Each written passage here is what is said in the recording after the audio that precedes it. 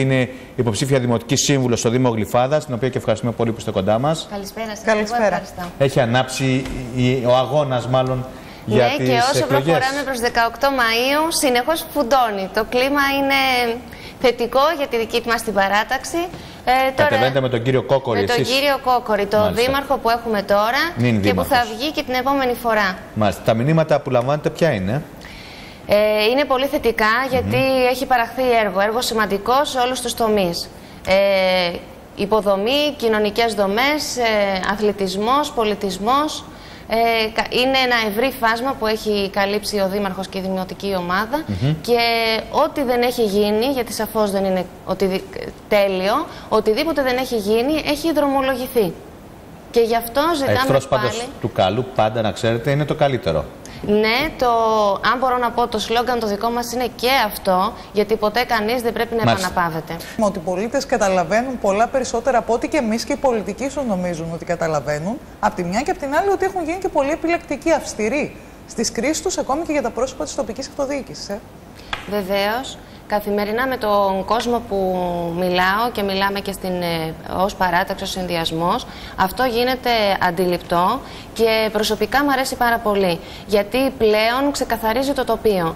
Ο κόσμος έχει βαρεθεί από το τύπου μαυρογιαλούρο, το τύπου θα, θέλει ξεκάθαρες κουβέντες, να τον κοιτάμε στα μάτια, να ξέρει ποιος του μιλάει, δηλαδή έχει απέναντί του, να χρησιμοποιήσω τα ονόματα, τη Γεωργία, το Βαγγέλη, το Γιώργο, τη Μελίνα.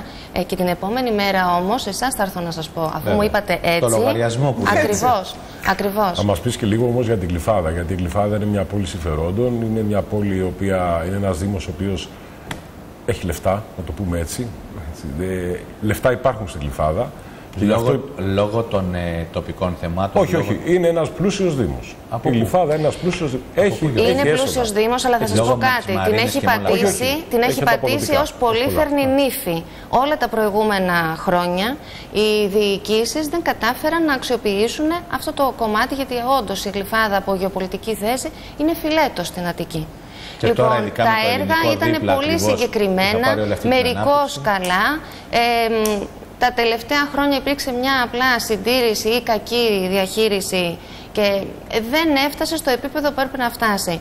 Η δημοτική ομάδα του δημάρχου μας, του Κώστα του Κόκορη, στα 3 και κάτι χρόνια της διοίκησης, κατάφερε να αλλάξει την όψη της πόλης. Είναι πολύ βασικό ο κόσμος να βλέπει, να παρατηρεί και να λέει μόνος του ότι ναι, βλέπω ασφαλτοστρώσεις, βλέπω φώτα, βλέπω καθαριότητα, βλέπω κυπάρια, φυτάκια, λουλουδάκια. Πόσους κατοίκους έχει η Γλυφάδα? Έχουμε αρκετούς, δεν είναι όλοι οι δημότες μας. Οι κάτοικοι είναι περίπου 125 με 130.000 και ψηφίζουν οι μισοί. Έχουμε πολλούς ετεροδημότες. Στο πρόγραμμα που έχει το προεκλογικό ο κ. Κόκορης, τι λύσεις δίνει στα μεγάλα προβλήματα της πόλης? Δηλαδή στο κέντρο. Έτσι, κυκλοφοριακό. Το κυκλοφοριακό, η στάθμευση που το τραμ δυστυχώς σκότωσε την πλατεία της Γλυφάδας. Και βεβαίως, Γιώργο μου, να προσθέσω και το θέμα της ανεργίας. Γιατί η Γλυφάδα ξέραμε μέχρι τώρα ότι είναι μια περιοχή στην οποία ζουν άνθρωποι οι οποίοι έχουν ένα βιωτικό επίπεδο κάπως πιο ανεπτυγμένο από άλλες περιοχές ενδεχομένως. Όμως η κρίση έχει πλήξει και αυτούς τους άνθρωπους. Η κρίση γύρισε όλες τις και τις δομές της Γλυφάδας, τις κοινωνικές δομές, ποιες είναι και αν υπάρχουν. Να σας απαντήσω απλά, γιατί θέσατε πάρα πολλά ζητήματα μαζί. Η παράταξή μας τα έχει μελετήσει με κάθε λεπτομέρεια. Αρχικά να ξεκινήσω με το τελευταίο σχόλιο. Η Γλυφάδα δεν είναι ένας πλούσιος δήμος, αλλά οι κάτοικοι και οι δημότες δεν είναι πλούσιοι όλοι. Αυτό ακριβώς επισημάνεται. Μέση κατάσταση. Αν πάρουμε το μέσο όρο, υπάρχουν. Είναι ένας μύθος δηλαδή, κυρία Κατσομίτη, ότι οι κάτοικοι μύθος δεν είναι ακριβώς τώρα τα τελευταία χρόνια. Κοιτάξτε να δείτε. Ανέκαθεν στην Γλυφάδα υπήρχαν πολύ ισχυρές οικογένειες οικονομικά. Υπάρχουν εφοπλιστές, υπάρχουν επιχειρηματίες, υπάρχουν πολιτικά τζάκια. Καλά, υπουργοί, πάρα πολύ. Και πολιτικά τζάκια. Αυτό πάντα προσέδεται στην πόλη μας έναν αέρα. DNA, ας το πούμε έτσι πιο. Ακριβώς. Όμως, αν προχωρήσουμε προς τα βόρεια, στα σύνορα με την Αργυρούπολη, προς τον Ημιτό, στην περιοχή που ονομάζεται Τερψιθέα, εκεί θα δούμε μία πυκνοκατοικημένη Γλυφάδα, τη μία πολυκατοικία τετραόροφη, πενταόροφη δίπλα στην άλλη, χωρίς κυπάκια όμορφα, χωρίς πλατείς δρόμους. Άρα να, το επόμενο που εκεί πρέπει ο κόσμος να πάρει ανάσα. Τι έκανε ο Δήμαρχος?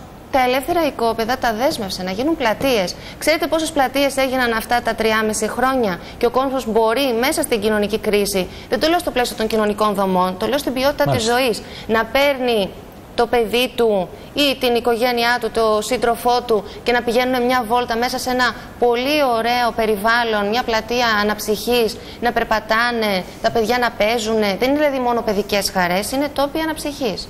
Μάλιστα.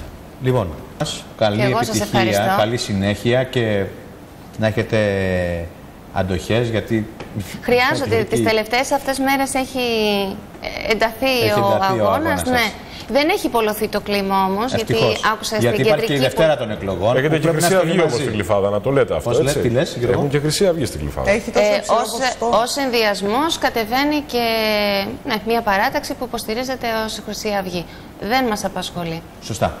Σωστά. Λοιπόν, σας ευχαριστούμε πάρα πολύ.